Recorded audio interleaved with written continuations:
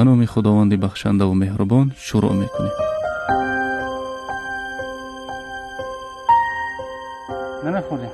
یکون چی دیگه دکار نیست که؟ نه ما دوست بسه. السلام علیکم. چیکار شما؟ نوز چه؟ می‌دونی؟ خوبی اولاد خوب. در کجایی نمیتوی؟ سلام علیکم. خیر. هم کارو با. بهترین. کجایی نباشی سلامت باشی مرحمت. چی میخوای شما؟ منتو هست. انا لگمن هست، طبق هست. من تو میخرم خودم دگم شوبا باشه بیارم من یک کم ترک بیارم. من خیلی آب شدم. من یه چیگر من بیارم. چای بیارم. خب من. خب. خدا جان چای. چای شما آماده شد. کجا رفتی بچه؟ کسی بیرون چیکار بیارم؟ مرحمت. کسی خیرات کرد؟ نه تو دم دانشگاه چیز میگه. شما در چی میشنی بچه؟ نه من در هیچ نمیشه میگم. فکرم در چی کار میکنه؟ البته یکون کاری خیر کردی دعوت کرد شما را.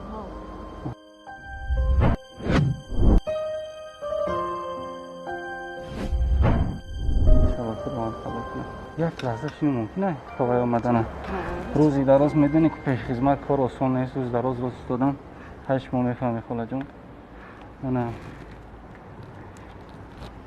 این چای موندن ده بسیار و ناراحت افس که دیسته بده هم بگم که یعنی میتونه پول بسیار سختری بدر میکنه خیلی میش با ناز با اینی ما پول میتر هم تلخه هم بردوه ما هم استمرار میونه گریجه برا گریجه کلونش دیگه نمیکشه درد میکنه میون زرده و بشه که باید ایسی درد میکنه مشکلاتون آسان داره. یک روز زیاد یک پیش خدمت در حیات شخصی شما خوردار شدن نقض نمیشه. مادرم میگن که درد آدم میگیره. برای همین عادت یک کس گوش کردن همدردی کردن دارم دوست دیگه. من برای دوست میدارم برای چی یک فرزند دارم. رنگی که در گردنتون بسیار باری وزمین داره. چی حالت داره؟ خانه ندارم. ابشده میکنم عذاب دارم. چقدر عذاب دارم. خیلی جای زندگی به حد. فقط جنگ به جنگ چولای. چقدر جای خیلی زندگی. من آدم درمان نمیتونم دیگر. سلامتتون نقض نیست؟ نه. من جدیت نشته 10 تا اپراسیون دارم. 10 تا اپراسیون.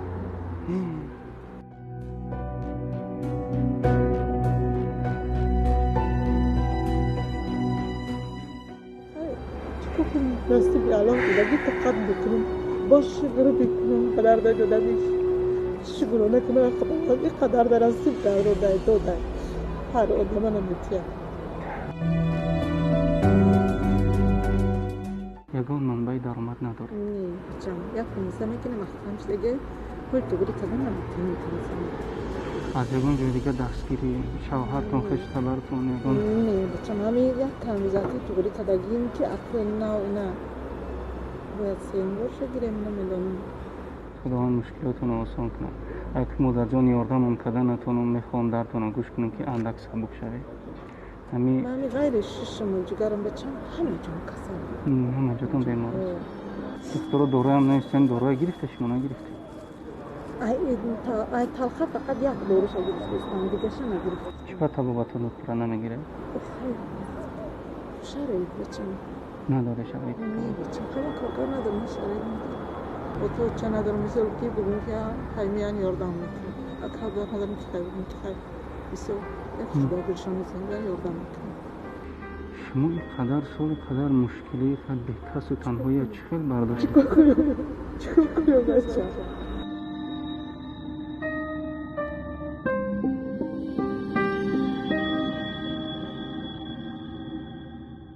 چای گرفت جان یک نوشی اقلا یک کپ نوشکی خداوند مایا میسنجه به مال و ملک به فرزند به ترس به فقیری به گشنگی به بیفرزندی دیگر نمود سنجش ها.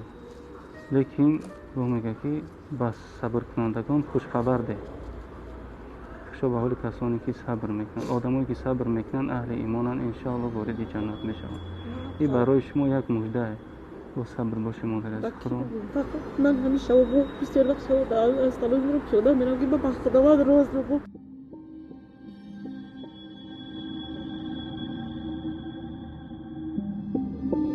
که خدا ما میگم سرم خدا ما راز کنه قطعی میگم سرم شما باور داره که خداوند راز بنده‌ش میشنوه؟ البته این خیلی باشه برای شما یک مژده دیگر هست مادر عزیز. من راست دیگر پیش خدمت نیستم، من در اینجا کار نمیکنم.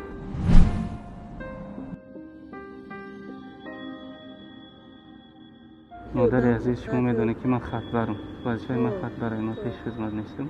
همه ای برای شما خرسند کردم و چون همیشه میدونه که ما دست خالی نمیبیم، با مکتوب میبیم.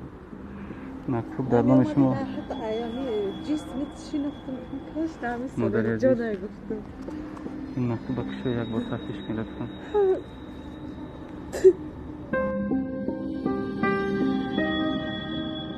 گریه نکنی مادر عزیز، آرام شو. آرام شو.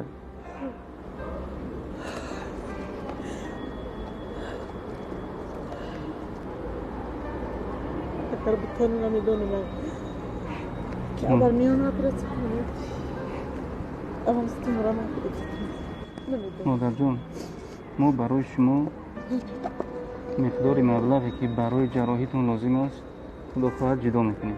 مقصد من میدونه که پول دادن نیست، مقصد من شما از درتون آزاد کردم. این از آن شما باقی مانده مبلغتون در صورت حساب میگذره. اگر شما فکر کرده که جراحی کنه، جراحیتون به خواست خدای مهربان دختر خوب یافته میگذرونه. تمام اختیار شما. اپرات کنم در اینجا زندگی کردن نمیتونم تماما این حوزیرم که باشم اینجا زندگی کردن نمیتونم.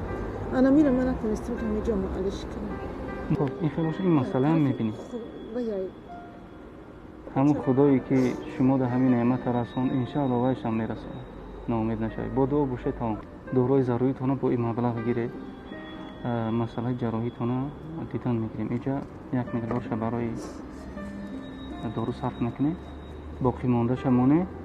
باقی ماندهش صورت حسابتون را گذرانده مسئله جراحی میبینیم، جاتون هم میبینیم.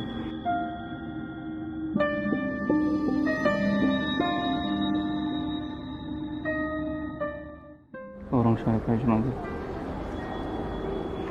حتی آدمی ندارم که بیشتر که من راز فقط به خدا و هم راز بگید دارم که خدا راز بگید. همین سبب شد با خوردن ما به خواست خدا شده مادر جان. ما ای دست آمدگی میکنیم. شما از کارهای ما آگاه هستی که نیرنگ و فریب نیست. نه با یک عذاب جدا کرده کمک میکنیم. باور میکنیم من میدونید. میفهم بچم من میفهم برای همین کار من صبر و طاقت دارم که کاری خودتون بیایید. فقط گفتم بیایید یک بار ببینید آگاه شوید که من چقدر زندگی دارم. تمام انشاءالله ما سهم خودمون علاقه گذاشتیم علاوه با دستگیری مردم وطن دوست و سخاوت بشه کوشش میکنیم دیگر مشکلاتون هم برطرف کنیم. به خواست خدا از شما فقط دعا کردن است خلاص. البته بچم چون که کلید همه چی در دست پروردگار است، نه در دست من نه در دست دیگر کسی. تو این علاقه خوشو میدونه. من دعایی که کردم خوندین ما همه دوره همه وقت میکنیم. ماشاءالله. همه وقت نظامیدین برمیگرده دوام مصلحت کنید. بعدا ما قچمو تکرارا با میکنیم. خب مایلی بچم با اجازت شما با دعای شما دوام دائما نگاه بود بشه بچم مشکلی نبیره بچم دائما در همون احنا بشه دائما همه خیل شما بچه های با فکر با ادب و با مدنیت منش مادر جان من با عرضی کنم بچم من تو رای پیش بینم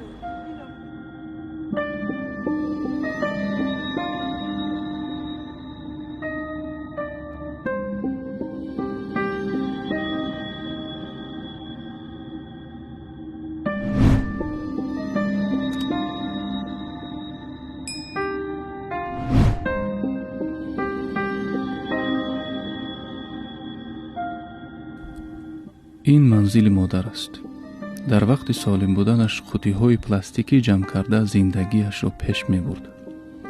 اما امروز به سبب بد شدن سلامتیش از کار محروم است. شبهه ندارم که ما و شما در این خانه یک روز زیاد طاقت کرده نمی توانیم. اگر این مادر به درد داده پروردگار شکر گوید و ما به نعمت‌های داده شکر نگوییم عیب است. بگذار حالت این مادر برای همه ما درس شود.